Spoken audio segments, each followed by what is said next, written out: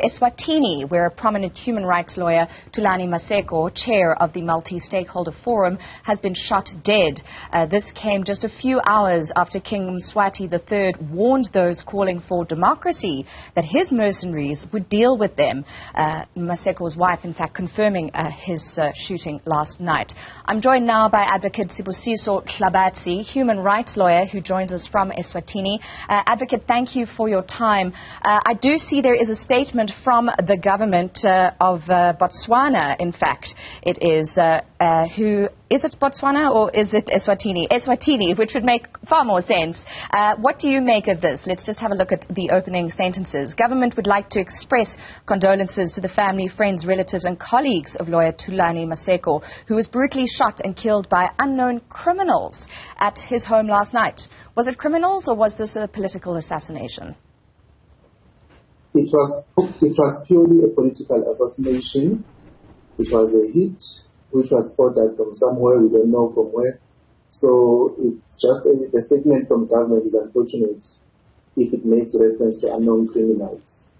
The country is involved in a conflict and it is known that people are shooting each other. And if one reads the tempo of His Majesty's speech yesterday, you can see that he was, in a way, indirectly declaring war. Very strong message there from the king. Is there anything like to a democracy in Eswatini, and has there been in decades? No, Southern does not have a democracy, but what it has a system called Tingunda. They have tried to say it is a system which is democratic and it's based on individual merit. But I think the main problem is that it is the entrenchment of the royal family. The royal family is supreme in terms of the constitution and in terms of all other laws. So the calls for democracy are based on that perhaps there needs to be limitation on the powers of the monarch.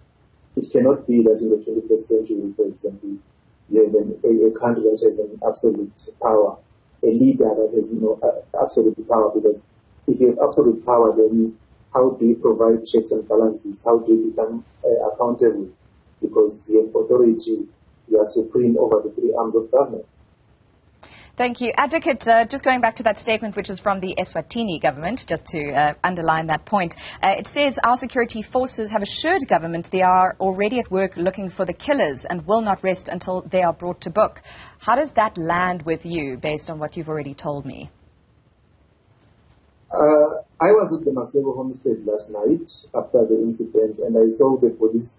They came and they had it work.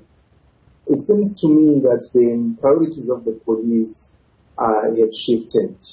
In the main, they are focusing on the political unrest in Swaziland instead of focusing in combating crime as their constitutional mandate. So it does not seem to me that government will pursue this and that government will use any of its resources to pursue this investigation. I think they're just doing it in the treasure because Mr. Maseko was a very prominent man, yes. So they must be seen to be doing something, but I don't think they will take it any further or there's any willingness at all to do so. Let's talk about Thulani Maseko a little bit more, his profile, his work in terms of litigation and using the law and legal arguments to try and drive democracy in Eswatini. Tell us about him and his work. So he was a firm believer of the rule of law and human rights. And if you have interacted with him, you will always say that he usually cites the paragraph 3 or preamble 3 of the Universal Declaration of Human Rights, that it is essential that human rights must be protected by the rule of law. So he did not see any difference between the two. So that's why he had emphasis on the rule of law and the independence of the judiciary. Because he was of the view that if the judiciary is independent and the rule of law is administered fairly and everyone is equal before the law, then there shall be enjoyment of fundamental rights and freedom. Also, one may add that he has also made an immense contribution in the development of our legal scholarship, and that he has taken many prominent cases to the High Court and the Supreme Court.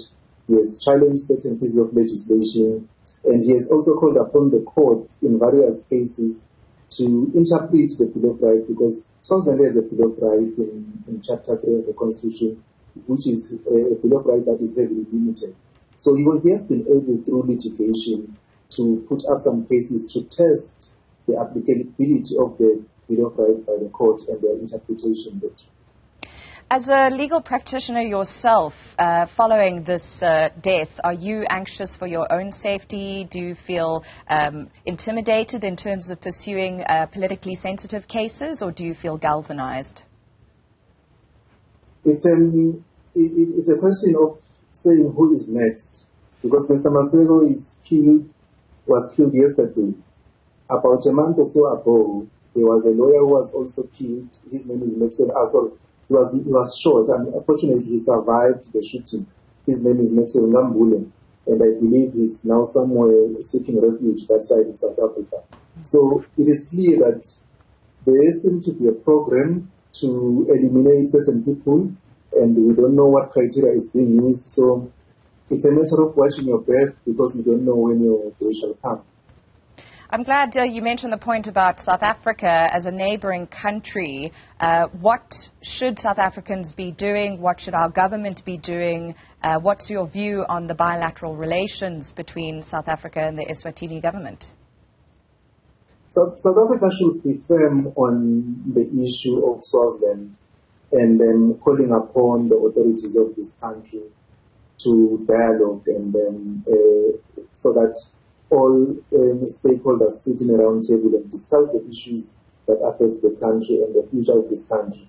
Because if they don't, unfortunately for South Africa, Swazis have nowhere to run. They will all flock to South Africa. And South Africa already has a problem of immigration. We usually see some scenes of xenophobia. Believe you me, if this conflict continues in Swaziland and people start feeling unsafe here, they will cross the border and come to South Africa, either they like it or not. So it is fundamental for South Africa, therefore, to prepare for an immigration mess and ensure that peer-to-peer they are able to engage the government of His Majesty this side to open up the space and then dialogue with the people for a betterment of the country. Advocate Sibusiso Nhlabatsi, thank you for your time from Eswatini, and best to you.